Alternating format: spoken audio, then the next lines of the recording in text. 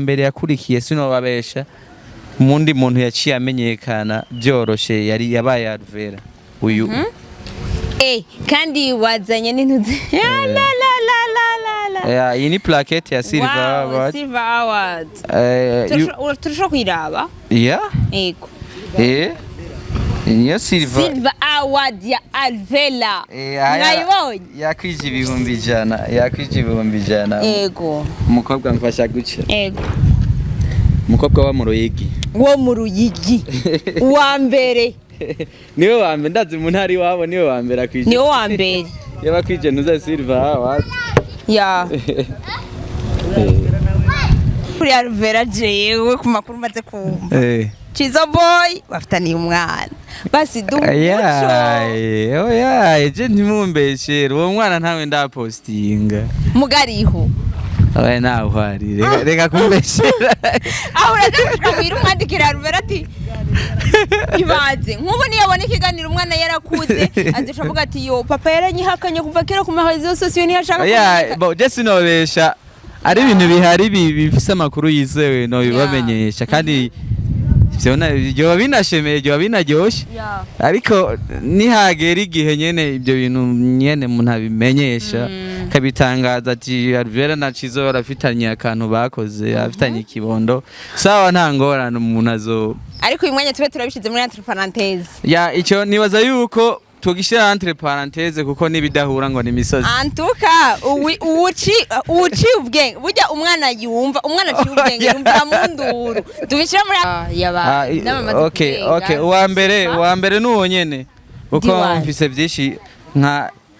70% ndafise nk'ibice 70 kwijana kwizina rya D1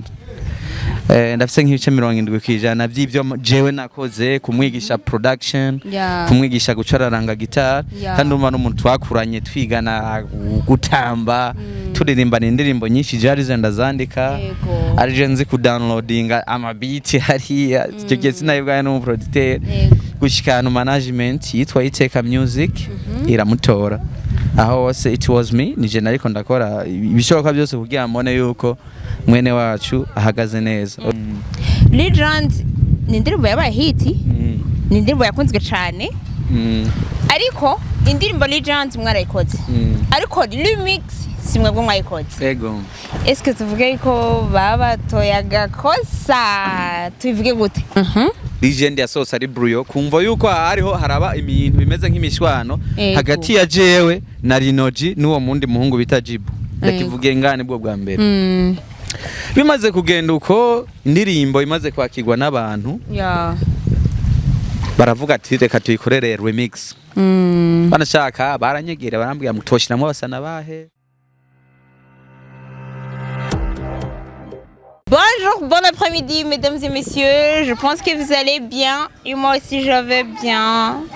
C'est Link Arlene et Alou comme d'habitude Miss Mosori Gwamenye Musumeno Mas Yinyana. Basi baza utekane kwanza baza kwakire hama uce widagadura uce wisanzura. So uyu munsi nkaba nabazaniye umutumire muba producer kanaka.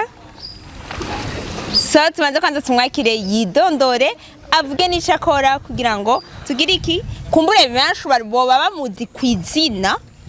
batamuzi visage. Okay. Yeah. Merci murakoze kunyakira. Je nitwa Chizo boy hama ndumurimyi. Kubera musigaye muhungira mu burimi. Bondumu. Urumurimyi ngari wigo ku mashini uri kurarima. Okay, I go by the name Chizo boy, nitwa Chizo boy. I'm a music producer. Ndumu producteur. Nkaba na CEO. Wa CB Music inzu ihinyanyura umuziki iri ibujumbura mu Gasenyi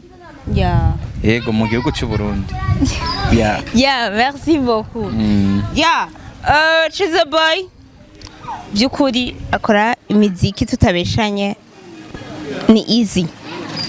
easy kabisa. Okay, merci. Sindi Umugabo, sindi wa mbere. Sindi wa mbere kubwiye félicitations. bo ego bo Kuri iyo umuntu yakoze ibintu byiza oya uruwambere kuri kamera uruwambere ndi uwambere gisigaye ko nama ndi top nama ndi kumwanya muri update nama ndi update ego navuga merci Kamere kunipongeza asante sana kwa kunipongeza ego miziki ndayikora kandi n'ubundi ndacayikora abaririmbye ndacabakira kandi n'ubundi ndacabikora twagiye aho nyene Chizo Boy n'umuntu ki muri industry Chizo Boy muri industry y'umuziki w'u Burundi n'umuproducteur ico ni cyambere hama novuga ndi numu CEO kuvuga CEO nuko ndi presenting abandi bantu kanaka no kuvuga hari aba producteur hariho abaririmbyi kazi canke abaririmbyi usanga dukorana canke twarakoranye mw'ivyo nivyo bintu novuga namenyekanye ko mu muziki w'u Burundi bituma bamenya ati Chizo Boy n'umuntu ameze ukunuku amaze gukora ibintu ibi nibi yazamuye aba naba that's it. Chizo Boy kuva agitangura yatanguranye n'abastar nyabaki nje navuga ngitangura umuziki wo guhinyanyura azamura n'abastar banga je mu bisanzwe mvuka ikabarora ahantu bita mwirorero mu ntara ya Kayanza commune ni Kabarore niho je mvuka na D1 mugenzi wanje twakuranye dufitanye na histoire navuga ikomeye gusa naciye 2017 vers 18 naraciye nzi Bujumbura kumva yo kubandanya amashure D1 ico gihe twari twigana ni birebire sinoza ndabivuga ndavuga ku masomo ntacu ico gihe twari twigana kandi twari dufise group yitwa Ready Boys twarakorana indirimbo tukiri bato tugenda mu studio zijya nyene zibaye za hajya ivyo no kwita ko twariko turagira exercice so tumaze gushika Bujumbura rero niho naciye mbandanya n'ubundi ndiga production ndabimenyera gose ndakora n'ibintu byinshi bitandukanye aho twaciye duhurira n'abaririmbyi nka Alvella Muhimbare ba Lino ba Bado ba Rambode n'abandi benshi tumaze gukorana ari muziki myinshi bitanye na ba B-Face na ba Air Pro na ba D1 ibintu byinshi urumva umuntu aba amaze gukora byose nagiye kubigera ko aruko maze gushika mu gisakara ca Bujumbura niwe rero Chizo wanyawe Chizo amaze kuzamura abaririmbyi bangana gute bangahe igitigiri shawe uvuze kuzamura umuririmbyi ubushatse kuvuga umuntu amaze kugera kuri etape ya gute yaba D1 okay uwa mbere nuwo nyene uko mfise byinshi nka 70%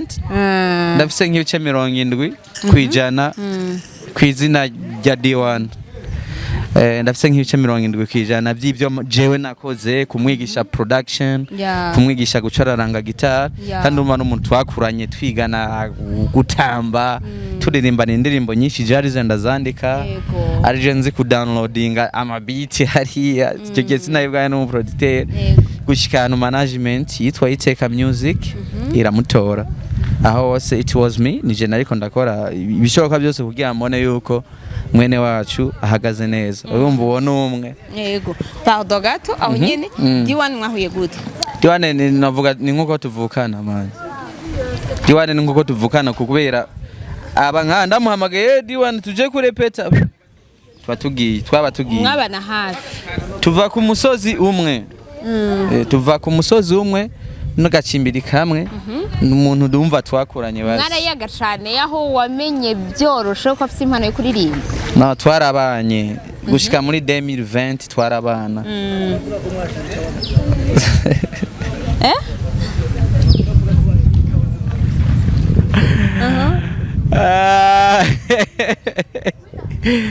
bo icyo kibazo nivyo twebwe twarimvye intete cyo bita ubutare turagiye mu birombwe twarahangayitse bihagije je na D1 mu Kirombwe ni nkuvuga ni nkuko waba dufate uri nko mu Kamenge kuri Gardinor ukinjira mu Kirombwe musi ugiye kwimba ubutare babwita Casterite cyangwa Korta ukinjira gushika nko mu Kamenge ku isoko basuvuye kuri Gardinor ugiye kurondera ibintu bito umucanga natwo nawo bace bawupompa bace bawuduza hejuru guca twaba dutonza amashene turi benshi muwo mu baje bitumukiye mu icyo Kirombwe nyene wo Murombwe nyene guca hanyuma rero tumaze kugendamwo baguma bimba kugira bashikire aho burire bwa nyabwo rero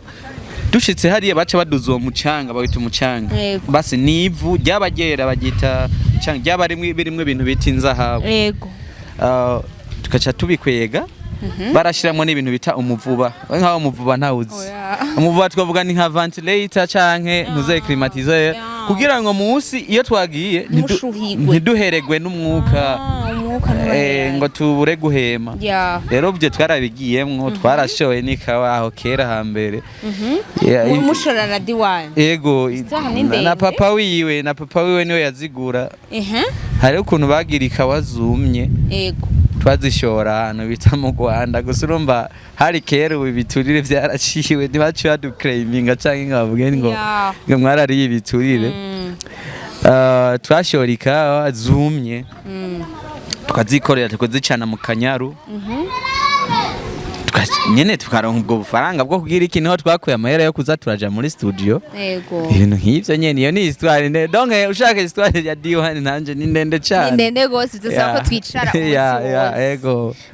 twabandanije ubasta uwundi yakurikiye inyuma yiwe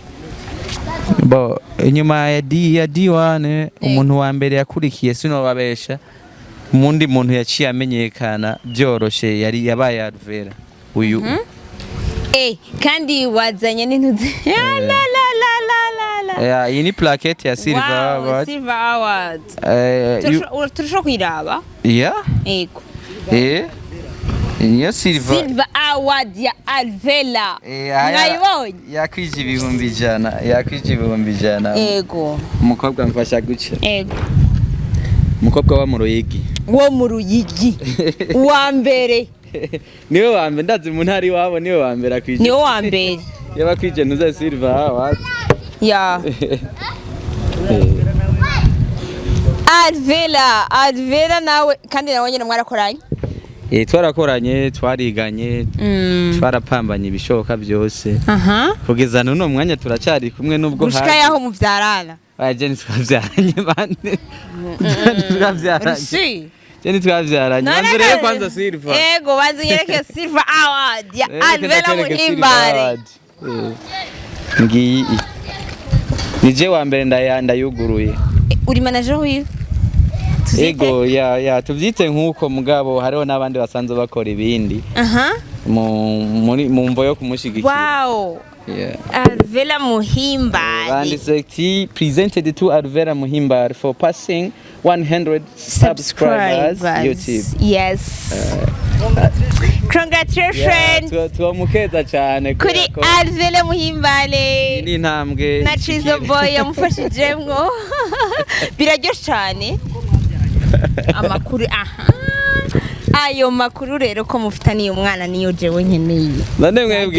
mwebwe dabo niwe nyine ahubwo ndakeneye kumubona ahubwo uwo mwana jewe basi ndamwibare papa ninda ati Chizo Boy mama nawe Alvella Muhimbare ufise abavyeyi bya mama waje content ngene biteza barabesha sivyo barabesha sivyo barabesha ni jewe basimpa makuru étape par étape jewe amakuru yo kwizera nuko navuga Alvella tutavyaranye barakoranye byinshi yarabaye musheri bazi sibisi ukuntu nabisigura mbwa bararengeye bararengeye n'abasheri mwabyumvise ibyo bakoze birarengeye ubusheri gisigwa ko babaye umugore n'umugabo Alvella ararengeye umusheri Alvella ararengeye umusheri ararengeye kwitwa umusheri sikino bango ndaki mu kibanza cy'umugore inge gato tuvuye kibanza cy'umugore oya nitwe mu kibanza cy'umugore ariko n'umuntu afise insiguro nini kuri jewe Alvella afise insiguro nini kandi ndabimwubahira ndabimukundira birakorohera wowe kuri umu producer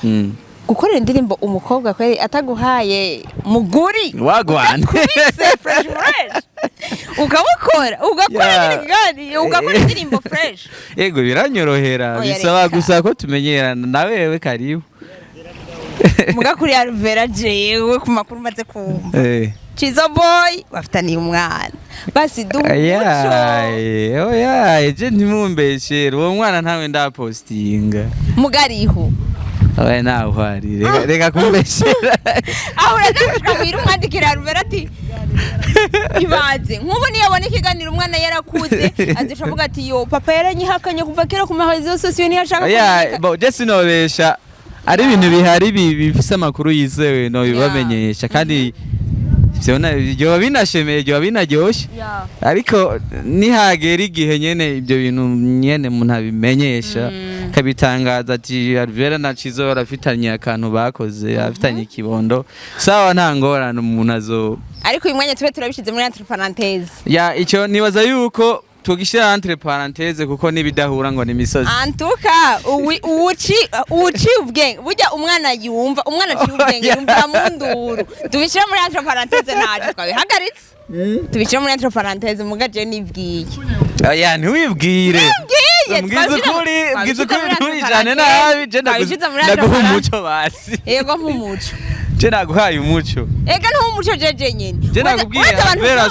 umusheri wanje mugabo ararengeye umusheri wanje nta bo ako kantu wewe watahuye gatwara uko nyene basi ararengeye kwitwa umusheri wanje mugabo si umusheri wanje merci beaucoup mugabo murafitanye umwana oya akukana rero oya ariko narishaka oya nta mwana niyaboneka azoba ari byiza abana bo bari kubakurira kuri YouTube Google Instagram Facebook nta kibazo nangora umusi yabonye ikiganiro azavuga ngo papa yaranyihakanye oya asanze ari ivyo murazomusaba imbabazi asanze ari ivyo umuntu azosaba imbabazi naco kari muri entre parenthèse jana gashije muri entre parenthèse entre parenthèses ukurikira rero nyuma ya Alvella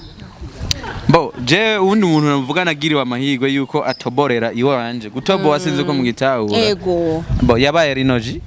kweko Linoji namukoreye indirimbo imwe abifashijwemwo n'umuproducteur nazanye yitwa Jibu the Classic yaravuye mu Kayanza ico gihe Jibu yarabi wanje bo ndiko ndamufasha kugira ubumenyi mu bijanye no guhinyanyura umuziki yes ubu nawe arateye imbere ameze neza ahagaze neza rero ico gihe navuga yarabifashijwemo na Jibu hama Linoji aranshikira yego baratangura igikorwa na Jibu hama biba ngombwa yuko ico gikorwa ndacumviriza ndababwira ati igikorwa reka umuntu agihagararire ndagisimamiye nayo sindi ni indirimbo Legend murayizi yarateje uruhagarara utari ruto ngaha indirimbo Legend yakozwe na jewe hamwe n'uwo mujama yaravuye mpunze mu ntara ya Kayanza Jibu the Classic nawe no muha credit chanda yigirira mix na mastering ndakora ibintu byose bishoboka indirimbo irasohoka iraba hit bikenda neza nawe niwo muntu navuga agira kangahe maze gupresentinga muri industry ya +257 let's go hama uravuze yuko yakoze indirimbo ya mbere Legend ni indirimbo yabaye hit ni indirimbo yakunzwe cyane ariko indirimbo Legend mwarayikoze ariko remix simwe bwo mwayikoze yego eske tuvuge yuko baba toyaga kosa tuvuge gute no ego reka ndaguha umuco kandi usesuye kandi ukuri kwa nyako ego jewe remix ya Legend wanashaka ico gihe sinobabesha ndirimbo ya Legend yasohotse itariki 14 z'ukwezi kwa kabiri kandi ico gihe reka ndakivugire ngane no bwa mbere ndakivuze Legend yasohotse ari bruyo Danielewa Legend yasohotse ari bruyo kumva yuko hariho haraba ibintu bimeze nk'imishwano hagati ya jewe na Linoji n'uwo mundi muhungu bita Jibu ndakivugiye ngane bwo bwa mbere bimaze kugenda uko indirimbo imaze kwakirwa n'abantu baravuga ati reka tuyikorere remix banashaka baranyegera barambwira ngo twoshyiramo abasana bahe uku nuku twogira gute urabatoza ndababwiye ati yego uku nuku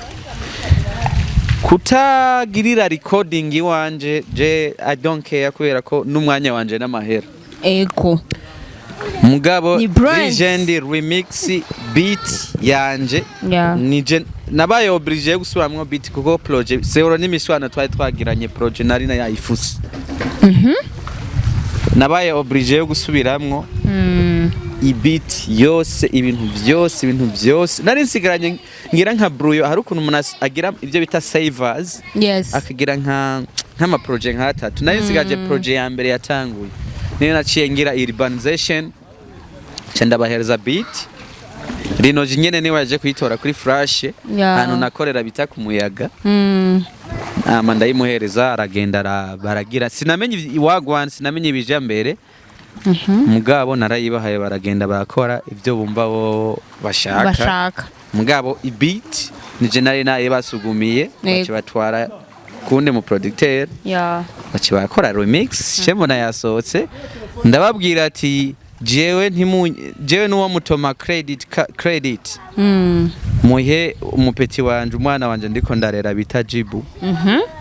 mumuhe credit Ji wanje nibwo mwabikora mu byo by'amarogona na kimwe mugabo Jiba biwanje akeneye gufungura akeneye kubaho kugira kazoza mumuhe credit niyo mpamvu jewe utumva mworogo yiwanje canke ya CB Music muri Legend Remix that's it niko byagenze rero majambo akeye inyuma ya Lino G inyuma ya Lino G hari undi muririmbyi wafashije ego turiko turafashanya nuwo bita bado nawe ari karaza ego ahagaze bien kwindi mwe bidasanzwe cha ego nawe ne ahagaze neza turiko turafashanya na hano twari twaje mu gikorwa cyo gushooting indirimbo yiyo ego nayo ne vuba iraja out indirimbo nayo ne yakorewe muri CB Music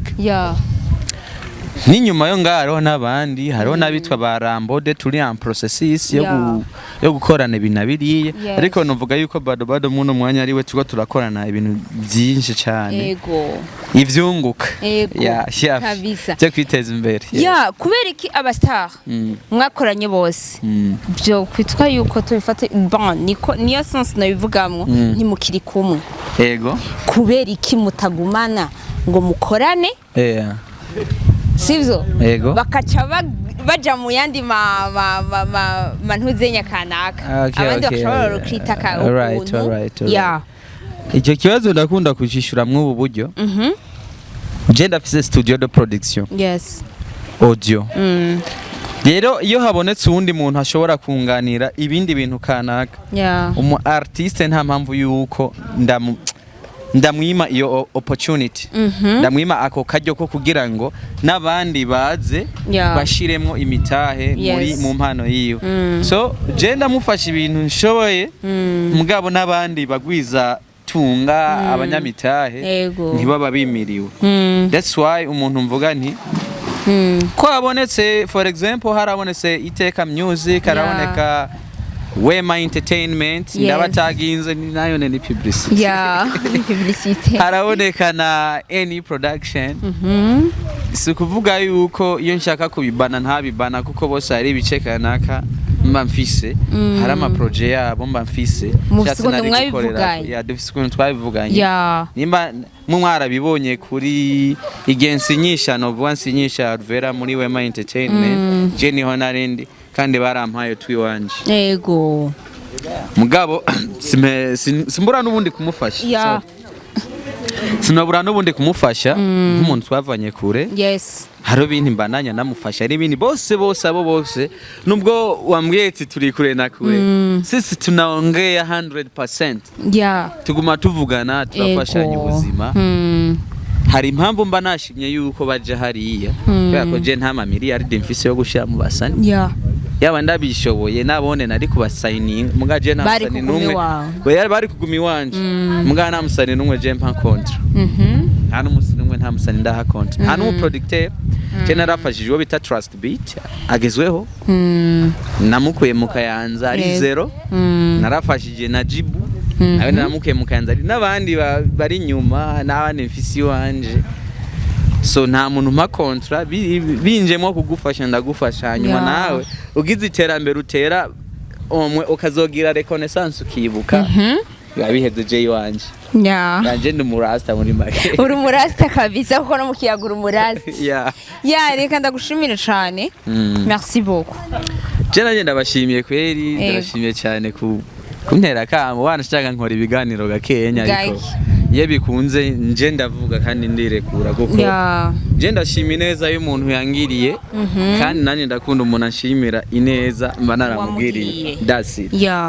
twese nuko tuba tuvyifuza reka ndagushimire cyane Ashize boy merci beaucoup